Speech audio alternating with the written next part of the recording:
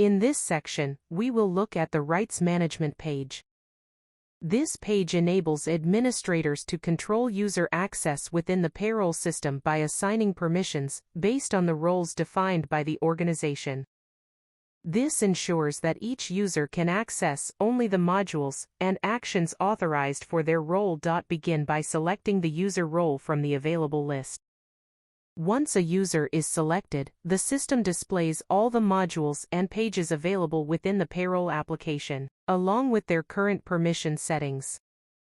Administrators can grant or restrict access to individual modules and pages by enabling or disabling the corresponding permissions.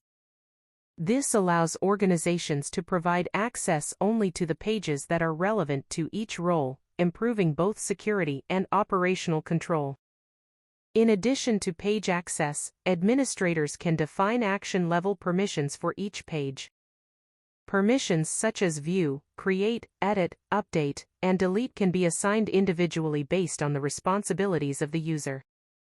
For example, one role may have permission to view records only, while another role may be allowed to create, edit, update, and delete records. After assigning the required permissions, click Update Permissions to save the configuration.